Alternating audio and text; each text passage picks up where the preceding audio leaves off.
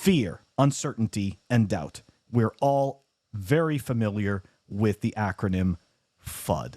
And right now, it seems as though the market, the landscape is just ripe with it.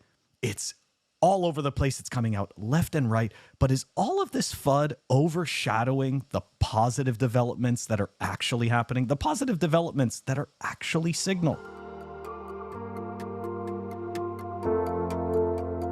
Let's dive into it right away. Welcome back, everyone. Renewable energy Bitcoin mining company powers up in Sweden. That's right. While everybody is crying over the sudden dip in the Bitcoin fiat exchange rate, lo and behold, here we go. We've got countries that are saying yes to Bitcoin miners. We've got jurisdictions that are enabling Bitcoin miners.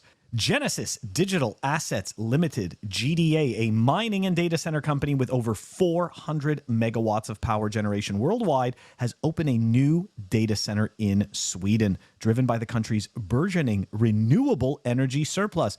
That's right, guys. Energy surplus. So all of these people, like the World Economic Forum and Greenpeace and all of these just anti-human associations and corporations and foundations and whatever the hell you want to call them, apparently there's surplus energy out there in the world. So I know this goes against their narratives, but I just want to point that out there. Apparently this group has an energy surplus. So not for long. not when Klaus Schwab finds out about it. Anyways, okay. The new operation is located in the far north of Sweden, where hydroelectric power dominates the grid. The total capacity of the data center is approximately 8 megawatts and is expected to result in a hash rate of approximately 155 petahashes per second. Sweden is an electricity powerhouse, generating the 5th most electricity per capita globally in 2021. Sweden, Finland, and Norway have a surplus. There's that word again. I know, soon that word's going to disappear. So right now, we better enjoy it while we can. They've got a surplus of energy and negative... What? Negative energy prices from time to time? What are you talking about? That can't even be possible. And primarily renewable energy in the form of hydropower in a remote location, which is hard to distribute. I can't believe this. You're going to tell me they've got a surplus of energy and negative energy prices sometimes? World Economic Forum is going to fix that. Untapped, stranded, and renewable energy are popular ingredients for Bitcoin mining, as they tend to be the cheapest. Merkamadov explained Sweden also has abundant clean energy sources, which is an important factor we consider in our operations. The CEO of the largest energy producer in Sweden, Vattenfall, is pro-Bitcoin mining and its use case for grid balancing. Tim Kara, head of Nordic at GDA, expanded on the point in correspondence with Cointelegraph.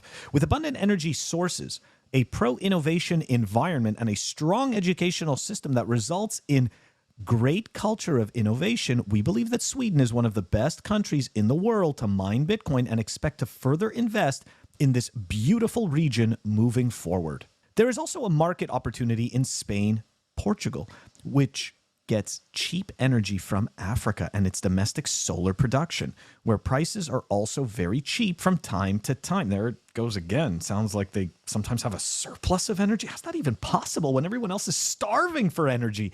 We need low energy futures. It's such hypocritical nonsense. I can't even believe that anybody would take pretty much any payment to lie to humanity about living these low energy futures. You are pathetic anti-humans. Anyways, BT.CX is working with renewable Bitcoin miners to offer a way to offset your Bitcoin holdings. The European Central Bank has reported that Bitcoin mining has a significant carbon footprint. Which, I mean, don't get me wrong, but we've actually debunked this by when we had Pierre Rochard on the show. And obviously, he went and started doing a bunch of CO2 tests. And it was pretty funny. I mean, to show what the CO2 emissions were of Bitcoin miners. But anyways, articles like this, they kind of have no choice. They always have to remind you that the ECB hates Bitcoin, right? Because of course the ECB creates its own money, so it does not want Bitcoin there. While it's often portrayed as an energy-guzzling and carbon-intensive industry, Bitcoin mining consumes just 149.95 terawatt hours of electricity per year, or less than 0.7% of global energy. That's right. There's the bullshit narrative that tries to keep everybody in the dark and under control, and then there's the reality of truth. And indeed, the corporate-owned medias, they can hide the truth for a time, but it can't stay hidden forever, right? These data points are going to continue to come out. And to be perfectly honest, as Bitcoiners continue to build businesses and continue to create learning materials about Bitcoin, the reality is that more of the truth about Bitcoin mining and about Bitcoin use is going to come out. So there's only a certain amount of time that these people can get away with lying to us. And that's why they need to lie to us so quickly and so much, because essentially its time is running against them, right? We need to put in a bunch of laws that will stifle any of this so that it never comes to be. But they can't stop Bitcoin because Bitcoin isn't a corporation. And there's no board of directors for Bitcoin. So anyways, it's nice to see this. Meanwhile, renewable energy, including hydro, continues to dominate the global Bitcoin mining energy mix. Neighboring Norway, for example, contributes roughly 1% of the Bitcoin hash rate and is 100% renewable. We've covered this in previous clips. While the new GDA installation in Sweden is another green energy Bitcoin miner. I think one of the most important points, right, is that the corporate-owned media often tries to get us to believe that somehow Bitcoin mining is responsible for elevated electricity prices.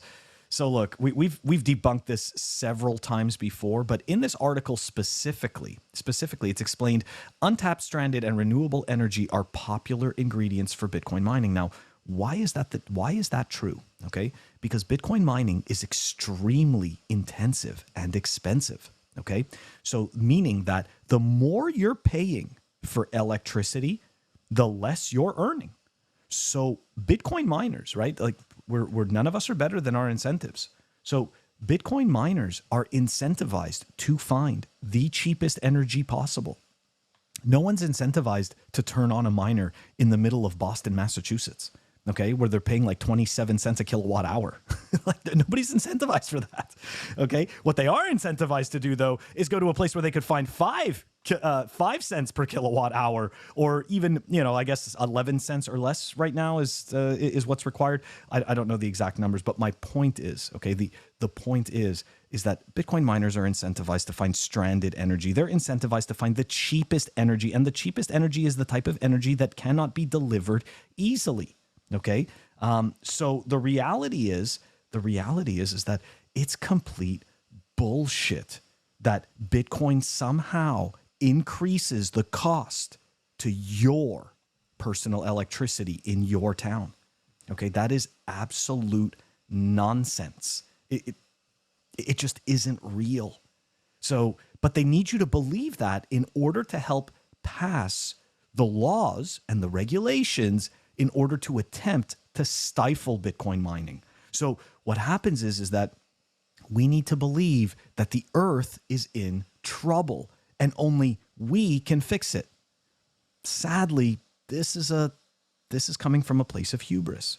Okay, this is coming from a place that imagines that we are so important, so amazing, so incredible that we can control this. We are in control. You just need to give up a little bit of your freedom. You definitely can't move around as much. You definitely need to pay more taxes because taxes fixes all of these problems. Obviously, I'm being completely sarcastic. It's just bullshit. But this is the crap that we're fed so that we will sit there and buy the story. So guys, I hope this helps illustrate a little bit of a bright spot in the very quote unquote dark times we're having in the market right now, as the corporate owned media tries to do everything possible to make us think that Bitcoin is dead. I mean, look, just yesterday, I did a clip where, you know, some guy's trying to make the case for Bitcoin specifically having a 1930 style crash. Not the rest of the market, mind you, but Bitcoin is having a 1930 style crash. So guys, look, you got to take all this with a grain of salt. This is why I zoom out. This is why I take a look at, you know, different aspects of the Bitcoin space. And you could see while one side is sitting there crying that it's the end of the world, another side is building the infrastructure. So guys, I hope you enjoyed today's clip. Don't forget, like and subscribe. Help us grow the channel. And I will catch you all tomorrow.